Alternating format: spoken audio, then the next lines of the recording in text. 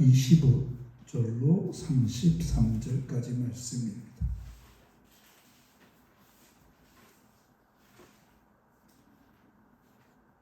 교독하도록 하겠습니다.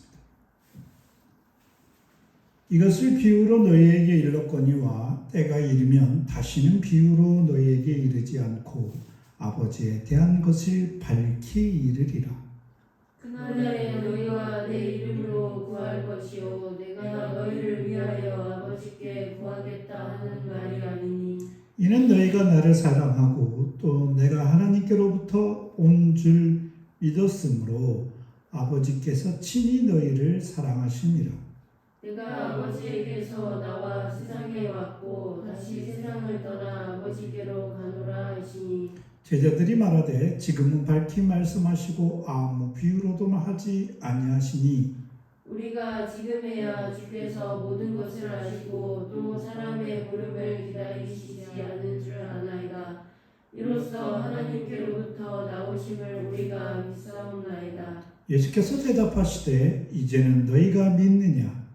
보라 너희가 다 각각 제 곳으로 흩어지고 나를 혼자 둘 때가 오다니 벌써 왔도다. 그러나 내가 혼자 있는 것이 아니라 아버지께서 나와 함께 계시느니라. 이것을 너희에게 이르는 것은 너희로 내 안에서 평안을 누리게 하려 함이라. 세상에서는 너희가 환난을 당하나 담대하라. 내가 세상을 이기었노라. 아멘.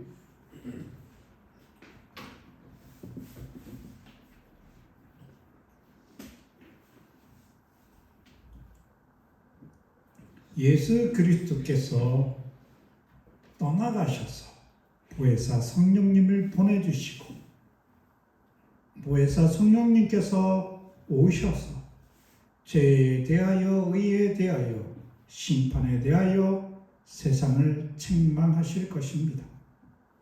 그런즉 지금은 성령님께서 세상을 책망하고 계십니다.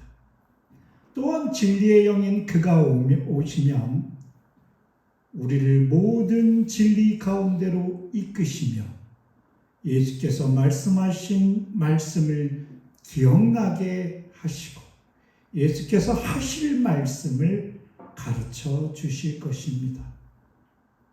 또한 줄교와 미움과 박해와 살해나는 고난의 장래만이 아니라 장차 예수께서 계신 곳으로 가서 예수를 만나 영원히 함께 거하는 영광의 장래도 알리십니다.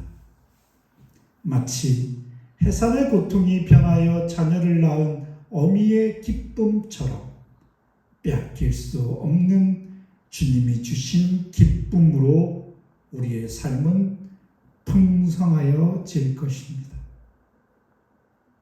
그리고 그리스도 예수의 이름으로 구한 즉 받아 누리는 기쁨으로 충만하게 됩니다. 지금까지 예수님은 제자들의 오염된 지성으로 말미암아 비유로 말씀하셨으나 성령께서는 밝히 말씀하실 것입니다. 제자들은 예수께서 대신 기도해 주시지 않고 이제 직접 아버지께 기도하는 자입니다. 이것이 오늘 본문의 첫머리입니다. 오늘 말씀을 통해 우리는 기도와 기도자의 고난 그리고 오고 가심에 있어서 예수님의 사역과 그 모든 것을 말씀하신 목적을 밝히 알게 될 것입니다.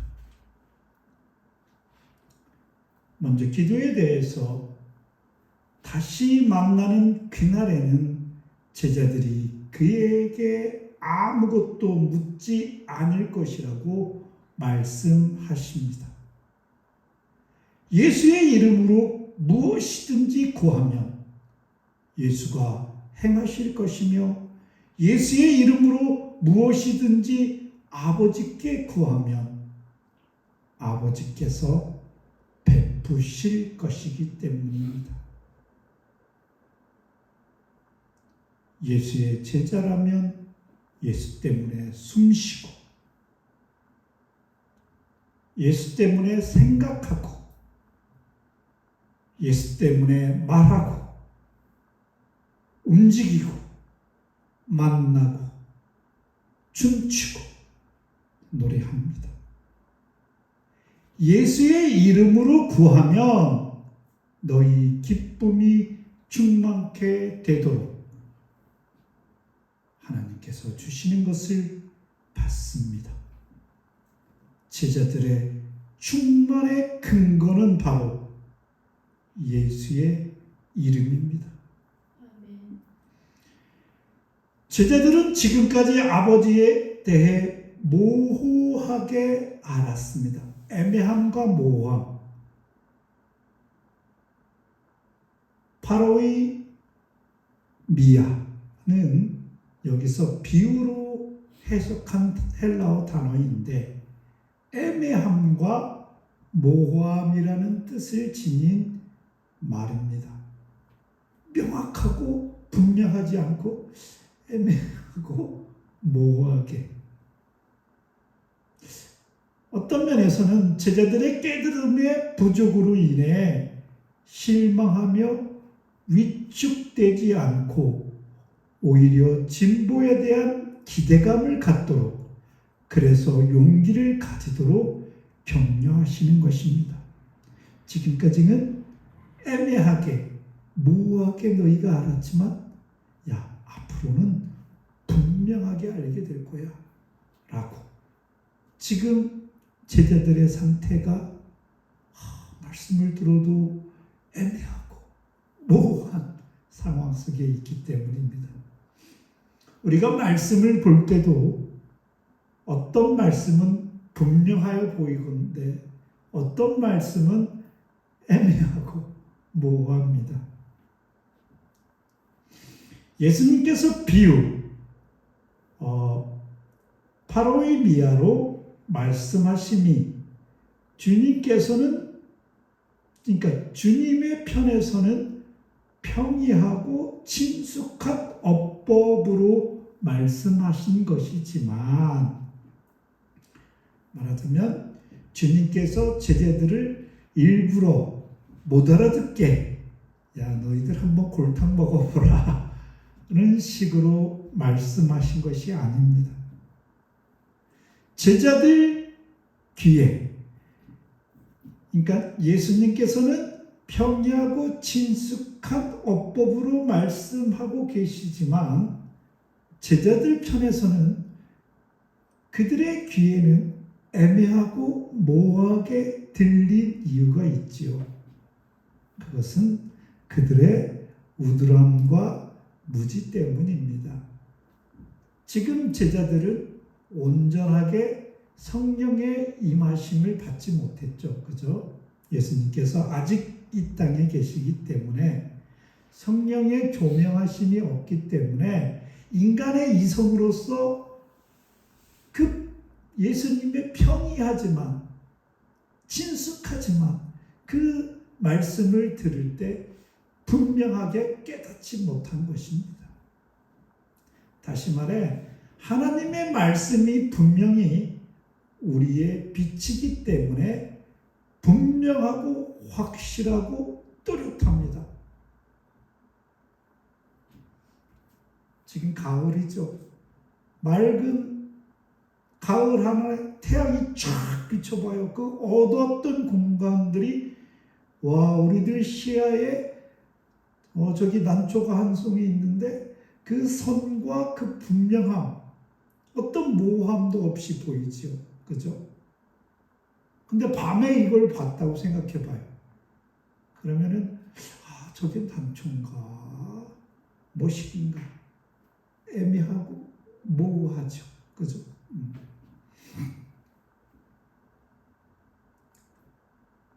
분명하고 확실하고 뚜렷하나 우리의 어둠으로 말미암아 흐려지고 모호하고 애매하게 된 것입니다.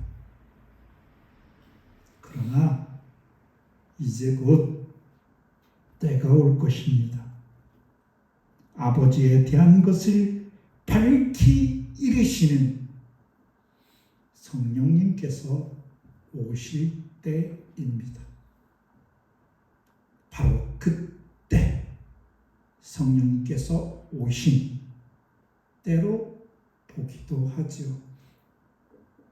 그렇지만 성령의 명료한 가르침은 놀라운 은혜입니다.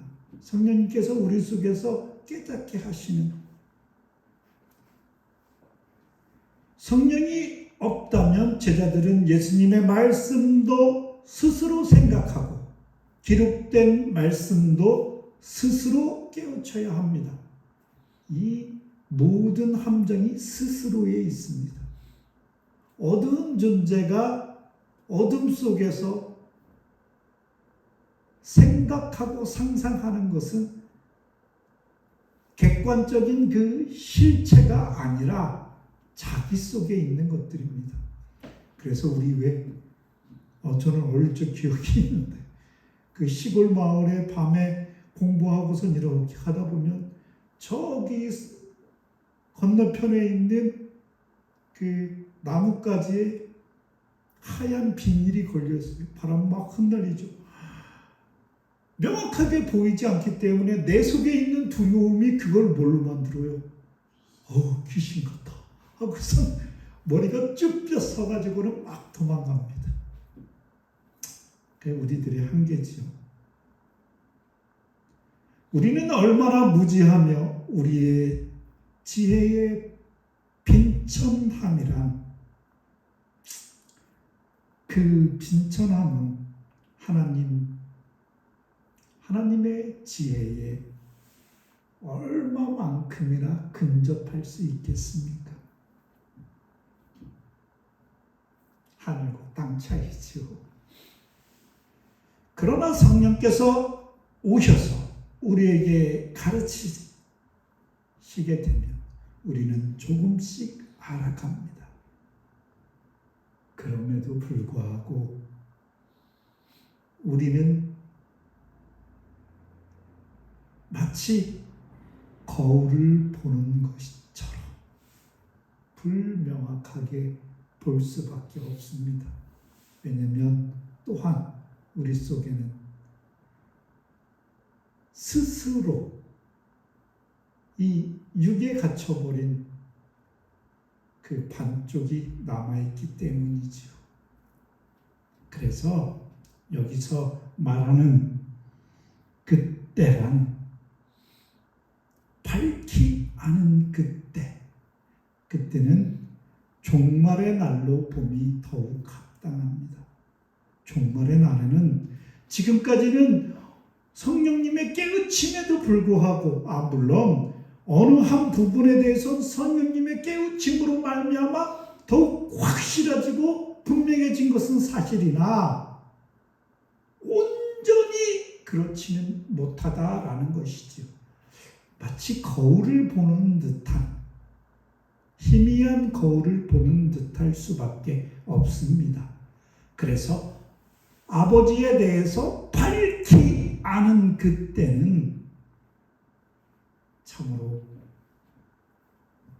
종말의 바로 그때입니다. 그때는 얼굴과 얼굴을 대하여 볼 것입니다.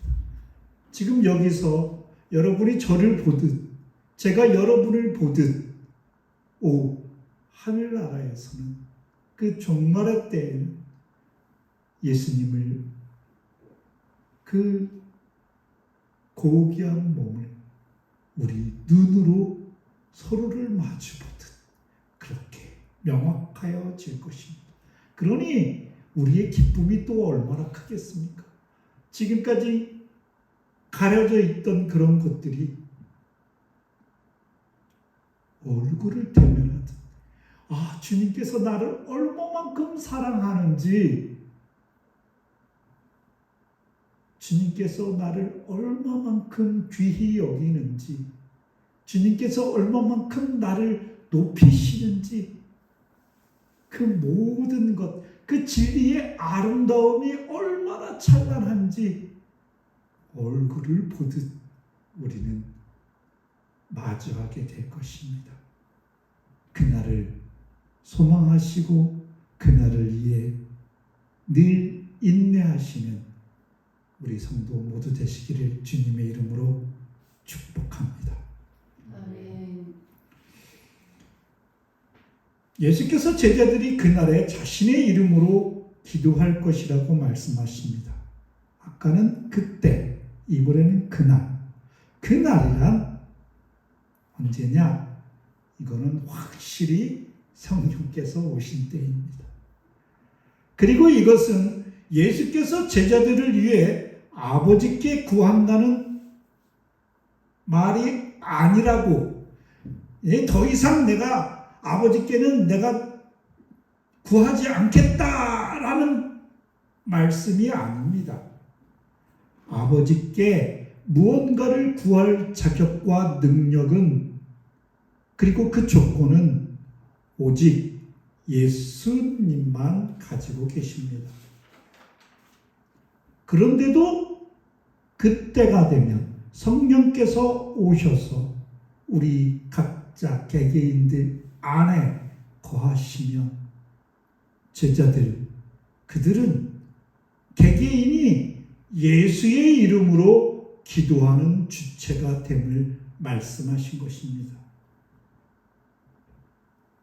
예수처럼 제자들뿐만 아니라 우리도 역시 하나님의 자녀가 됨을 의미하는 것입니다. 아버지께 구할 수 있는 존재는 온전히 아버지를 아는 존재이고, 그 아버지께서 구하는 존재에게 너그럽게 모든 것들을 주시는 분임을 확실히 아는 자만 그에게 구할 것 아닙니까?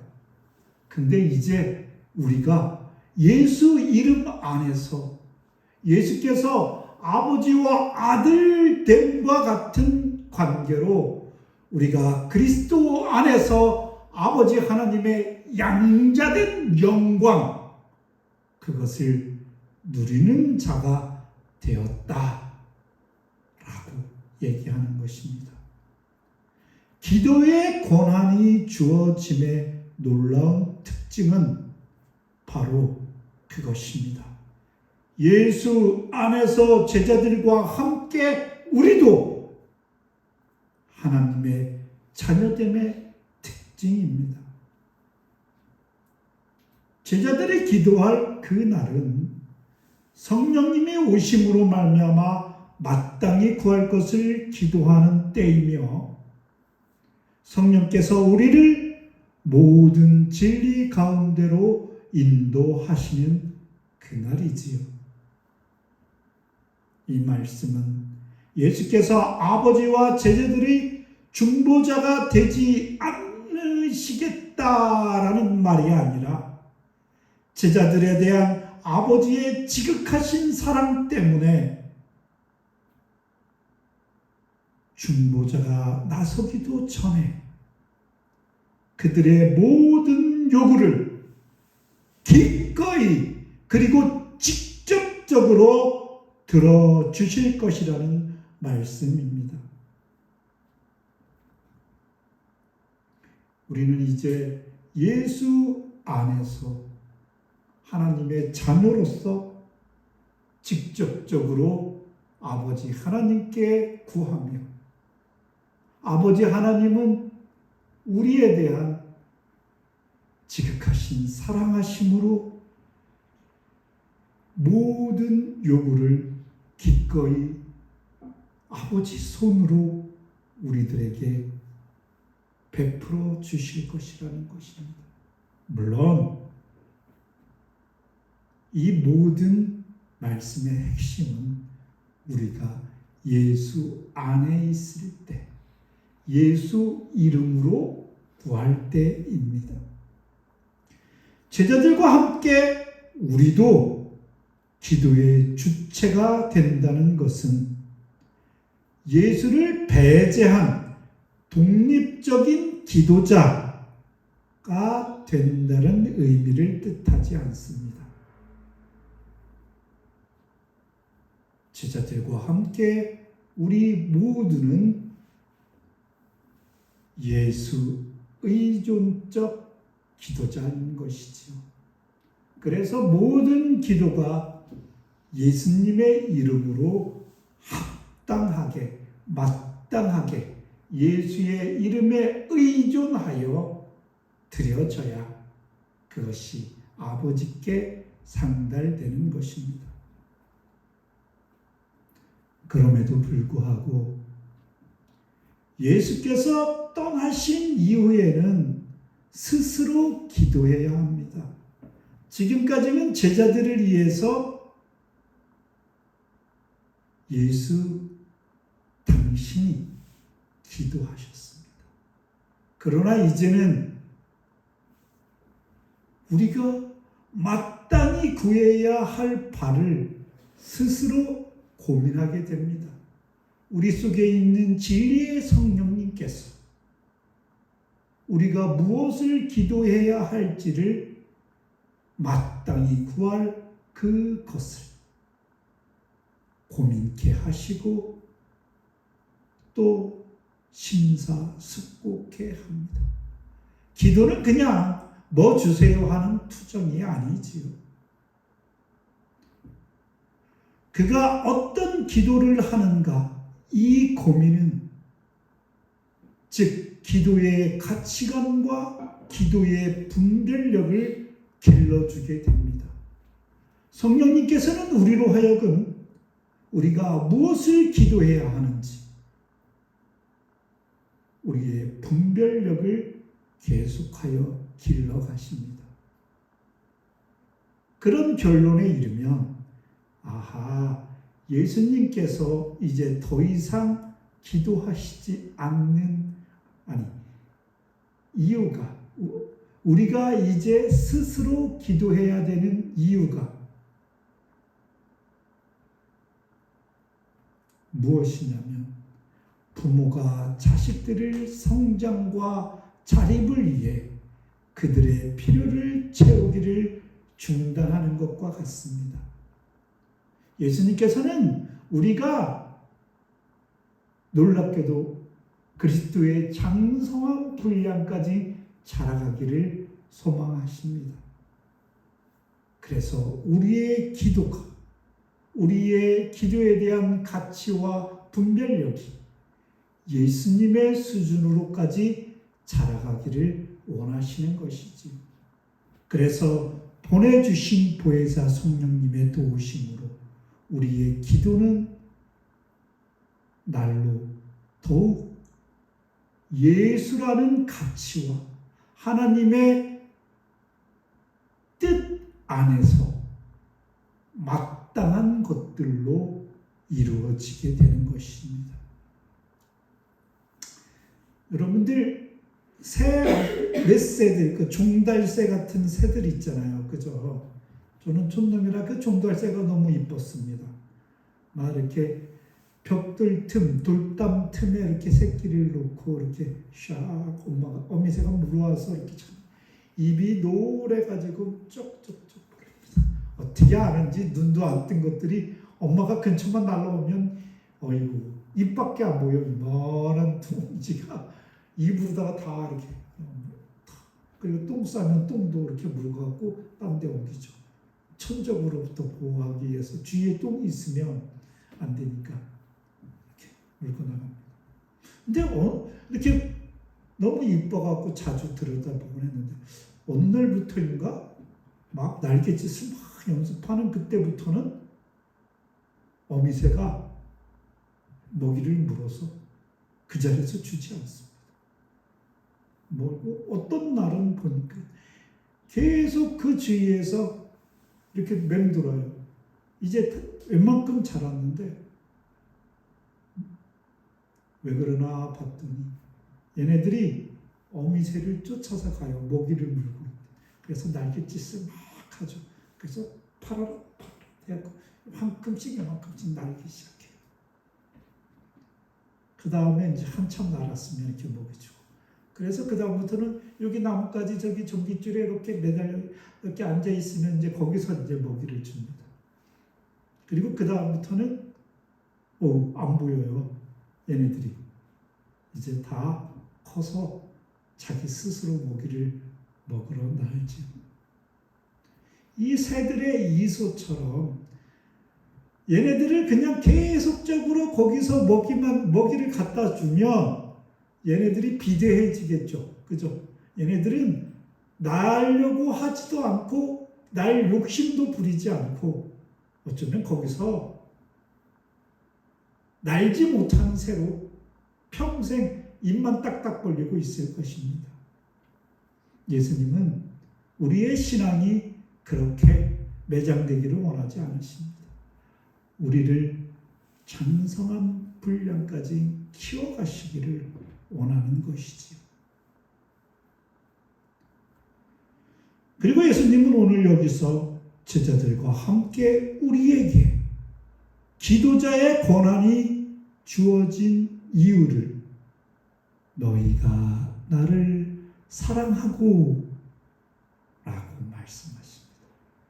우리가 주님을 너무나도 사랑하기 때문에 이제 내가 너희들에게 하나님의 아들인 내가 너희들이 하나님의 양자되는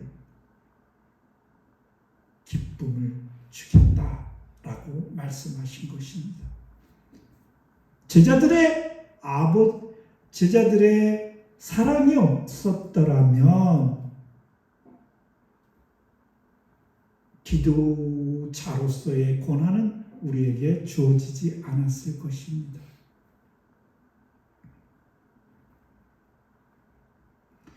사랑하면 사랑하는 대상자,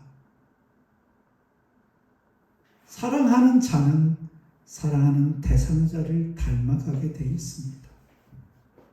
사랑하는 대상, 그 대상이 사랑하는 자, 사랑하는 주체의 마음을 온통 차지하게 됩니다.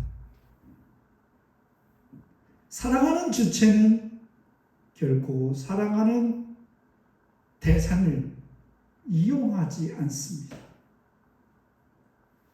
다만 수용하고 받아들입니다. 사랑하는 자와 사랑받는 대상은 사랑하는 주체가 사랑하는 대상을 드러냅니다. 사랑하는 주체는 사랑하는 대상자에게 자신의 기호를 고집하지 않습니다. 상대방의 기호를 존중하고 자신의 뜻을 추구하지 않고 상대방의 사랑하는 대상자의 뜻을 추구합니다. 그러므로 제자들이 예수를 사랑하면서부터 진실로 예수를 사랑하게 되면 예수라는 그 분이 사랑의 대상자인, 제자들의 사랑의 대상자인, 우리의 사랑의 대상자인 그분이 온통 우리의 마음을 차지해야 하는 것입니다. 나를 드러내는 것이 아니라 나의 삶이 사랑의 대상자인 예수 그리스도와 그의 아버지, 우리의 아버지 하나님을 드러내야 됨이 마땅합니다. 여기까지 가지 않으면 감히 사랑이라는 단어를 던질 수 없는 것입니다. 자신만 고집하고 자신의 기호만을 주장한다라면 그것은 아직 사랑으로까지 성숙하지 못한 마음일 뿐입니다. 또한 제자들은 예수께서 하나님 아버지로 말미암아 위로부터 오신 것을 믿기 때문에 그들에게 하나님 예수 그리스도의 이름으로 기도할 수 있는 기도자의 권한을 허락하십니다. 믿음과 사랑, 믿음의 능력과 본질은 믿음으로 뭘 하냐? 믿음의 본질이 뭐냐? 사랑입니다. 예수를 진실로 사랑하면 그를 육체로 알지 않고 하나님의 아들로서 신뢰하게 됩니다. 즉, 사랑하면 알게 되고, 알게 되면 더욱 사랑할 수밖에 없고 더욱 신뢰할 수밖에 없는 것입니다. 상대방에 대한 내가 내 사랑의 대상에 대해서 알미 없으면 그건 사랑이 아닙니다. 아는 만큼 보이고 보이는 만큼 사랑할 수밖에 없는 것입니다. 예수를 어떤 분으로 믿느냐가 바로 인생을 좌우하는 것입니다. 위로부터 오신 예수님을 믿는다면 그의 이름으로 드려지는 기도의 모든 내용은 당연하죠. 땅의 것이 아니라 위의 것이어야 하고, 혹 땅의 것이라 할지라도 그 목적은 위에 있는 것이어야 합니다. 그것이 위로부터 오신 그 위가 고향인 분에 대한 예의 아니겠습니까? 근데 왜 우리는 기도할 때마다 땅의 것으로만 하는지 우리의 그 욕심을 주님 앞에 내려놓아야 합니다. 물론 우리도 땅에 있는 것들에 대한 기도를 할 수 있지요. 자신의 건강, 내 건강을 위해 하나님께 기도할 수 있습니다. 그러나 이 물음은 성령님께서 곧장 우리에게 물으시는 물음입니다. 야, 너 건강해서 뭐하게? 하나님의 일을 하나님의 도구로서 살아가기 위해 아직 이러저러한 하나님의 뜻에 아직 너무나도 빈천하기 때문에 그런 기도를 할 수 있는 것이어야 하는 것이죠. 그런즉 우리의 모든 기도의 목적은 위의 것, 하늘의 것이어야 합니다. 아버지 하나님의 나라여야 하는 것이 마땅합니다. 마지막으로 아버지 하나님은 제자들과 함께 그리스도 안에 있는 우리를 사랑하십니다.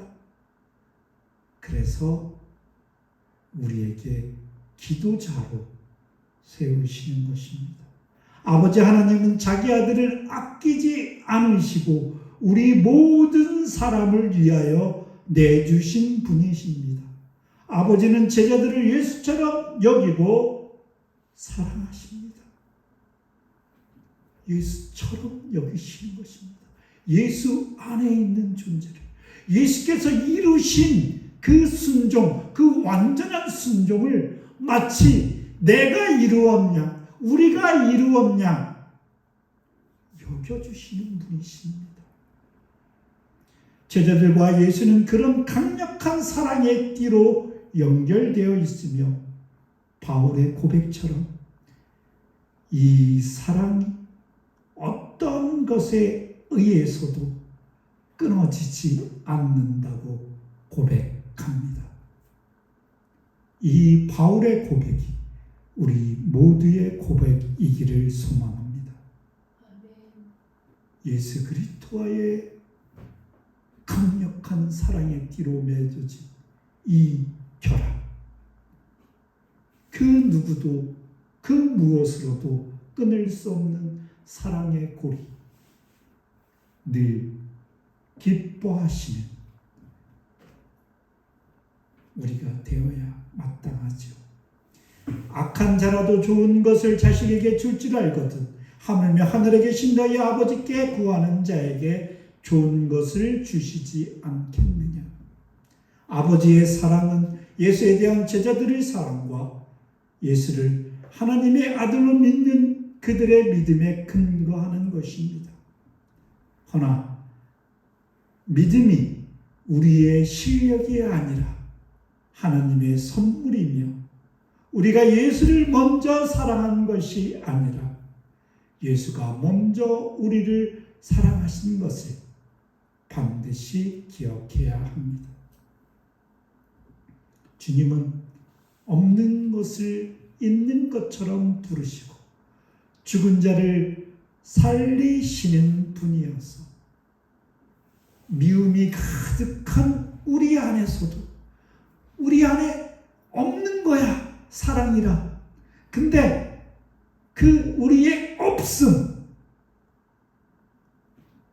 우리의 사랑도 없음, 우리의 믿음도 없음, 그 없음에서 마치 있는 것으로 부르시고 죽은 사랑과 미움도 믿음도 능히 살리시는 하나님이십니다.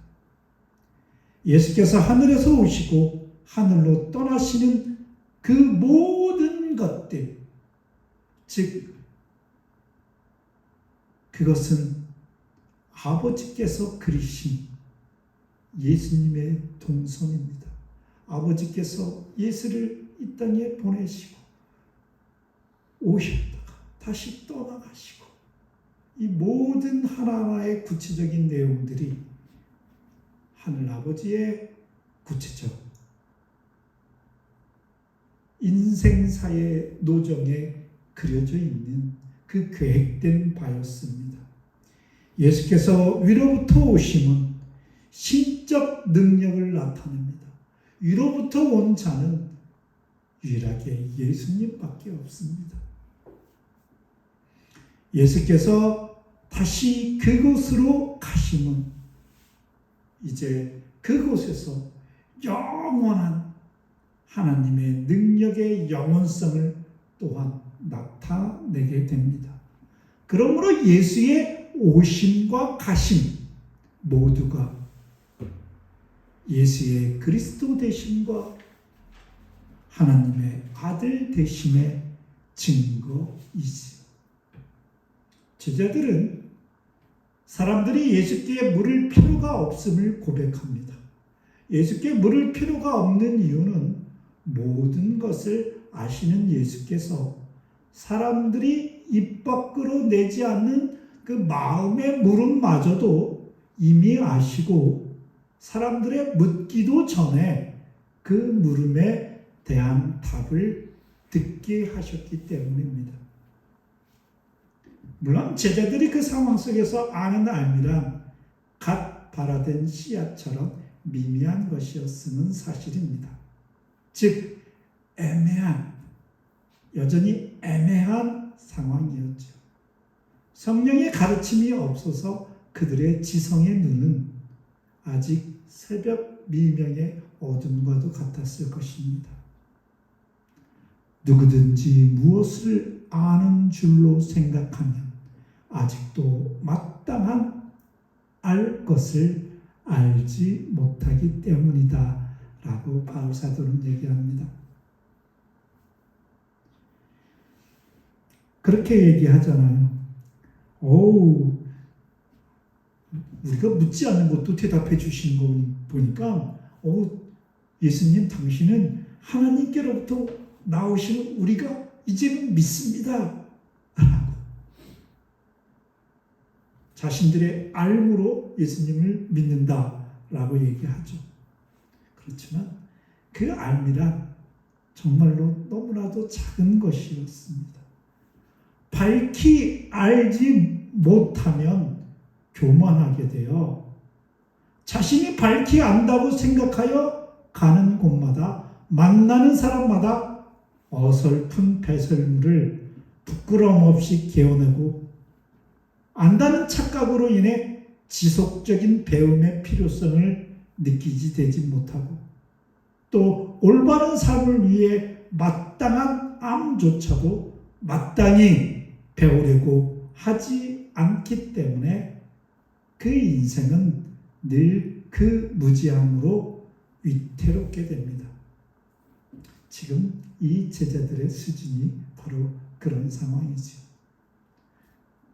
그들이 지금 안다와 성령님께서 오셔서 밝히 알 때의 그 차이는 어마무시합니다. 예수를 하나님부터 오신 분으로 믿는다는 제자들의 고백에 예수님은 이제 너희가 믿느냐라고 묻습니다.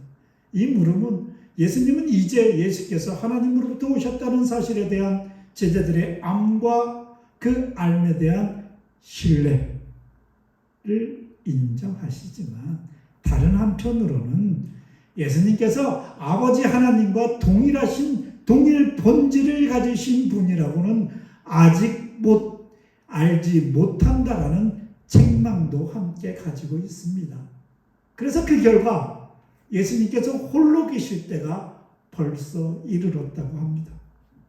그들은 알므로 인해서 당신이 하나님께서부터 온지 압니다. 그럼 어떻게 해야 돼요? 더욱 착 달라붙어 있어야 되죠. 그러나 위기의 때가 오니 주와 함께 죽더라도 주를 부인하지 않겠다던 제자들 이제 곧 각자 자신의 곳으로 흩어집니다.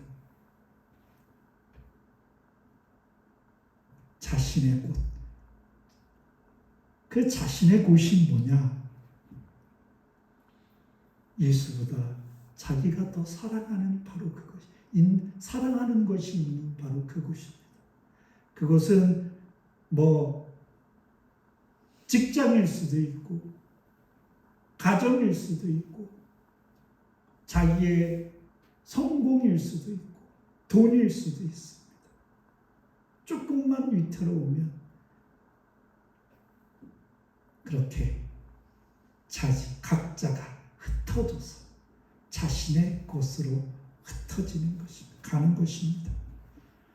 그래서 박해는 신앙을 시험하는 시금석과도 같습니다.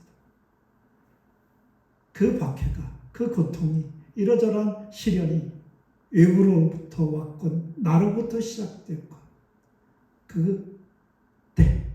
그때가 바로 시금석 알죠? 이렇게 돌멩이에다 쓱 칠하면 그것이 무엇인지 알 수 있는 고통의 때가 곧 신앙이 드러나는 시금석입니다.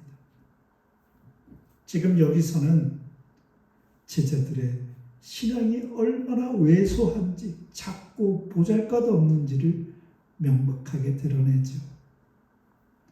세속적 위협 앞에서 겁에 질린 채 자신의 목숨 챙기기에 급급하여 신앙도 의리도 결의도 헌신짝처럼 내던지고 말 것이라고.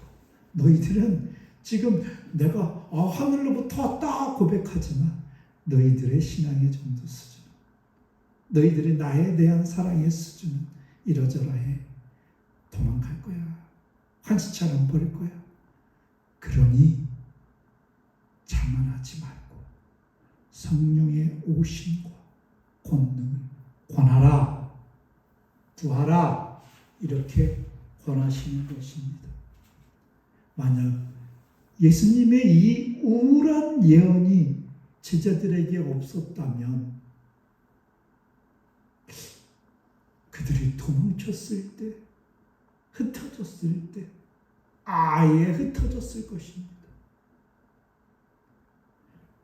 그러니 제자들에 대한 이 예언, 우울한 이 예언은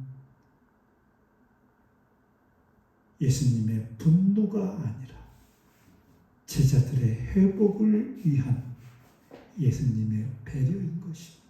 얘들아, 니들이 지금은 그렇게 얘기하지만 나와 함께 죽겠다고? 너희들이 그렇게 얘기하지만 너희들 때가 되면 다 각자 흩어질 거야. 그러나 그가 오셔서, 성령이 오셔서 그때가 되면 너희들은 나의 승리를 누리는 자로 살아가게 될 것이다. 이렇게 위로하고 계신 것입니다. 제자들은 실패할 것이고 흩어질 것입니다. 그 실패의 자리에서 예수님의 말씀을 떠올리면서 주님의 자상한 배려에 감격하여 더욱 빠른 회복과 승리하는 삶으로 인도될 것입니다. 사랑으로 가르친 제자들의 고약한 배신은 그 배신을 당하심에도 불구하고 당신님은 결코 혼자가 아니십니다. 아버지 하나님이 그의 곁에 있으시기 때문이죠.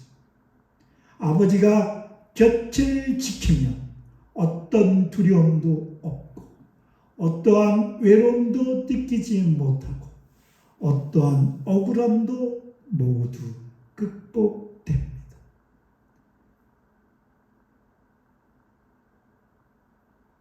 여러분, 우리도 마치 홀로 있는 것 같은 세상의 친구와 부모, 형제들이 다 나를 알아주지 않고 떠나 있는 것처럼 여길 그때에도 여러분과 동행하고 계시는 성령님과 예수님이 늘 함께 하심을 믿으시고 그 어떠한 두려움과 어떠한 외로움과 어떠한 억울함도 그 앞에서 극복되어지는 축복이 여러분의 매일의 삶 속에 넘쳐나기를 주님의 이름으로 축복합니다. 예수님께서 이것을 말씀하신 목적은 제자들과 함께 우리도 예수 안에서 평화를 얻게 하기 위함입니다. 지금 세상이 너무나도 시끄럽죠. 전 세계적으로 평화가 없어요. 그죠? 평화가 없고 여기저기 전쟁이 일어나고 또 어떤 나라는 내부에서 내전이 일어나고 막 서로 죽이고 평화가 없습니다. 이 세속적인 평화는 전쟁과 내부에서의 갈등, 그것에 대한 두려움이죠.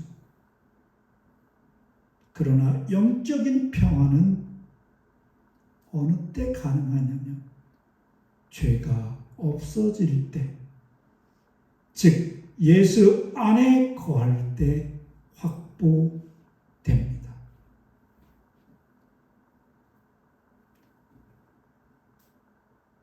말씀이 가치의 토대가 되고 인생의 질서가 되고 언행의 기준이 될 때 누구도 빼앗지 못하는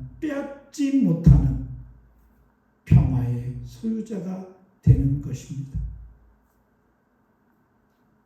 우리는 예수의 승리 안에서 담대합니다. 예수는 이 세상보다 높으시고 모든 죄와 세상의 공격보다 강하십니다. 우리는 오직 그분 안에 거하면 됩니다. 예수는 세상을 이기시되 죄의 권세도 이기시고 어둠의 권세도 이기시고 사망의 권세도 이기시고 마귀의 권세도 이기신 것처럼 우리의 승리의 범위가 예수께로 넓어지고 예수께로 자라가 예수의 경계까지 자라갈 것입니다. 즉 예수의 경계는 경계 없음이죠. 우리 속에 참된 평안이 어떠한 두려움도 없이 무한히 자라가는 것입니다. 어떨 때 주의 법을 사랑하는 자에게는 바로 그 큰 평안이 있습니다. 이것을 말씀하기 위해 지금까지의 말씀을 하신 것입니다. 얘들아, 내 안에서 담대하라. 내가 세상을 이기었노라. 너희들의 평안은 결코 무너지지 않는다. 그러므로 우리는 그리스도 한 분만으로 만족할 수 있는 것입니다. 그리스도 한 분만으로 만족하지 못한다면 우리는 제대로 하나님을 공경한다 말할 수 없는 것입니다. 우리의 이러저러한 모습들로 실망하거나 낙담하지 마십시오. 여러분은 여러분 속에 그리스도 속에 여러분이 있음으로 만족하십시오. 우리 모두는 바울과 함께 고백합시다. 우리 주 예수 그리스도로 말미암아 우리에게 승리를 주시는 하나님께 감사를 드리자. 아멘.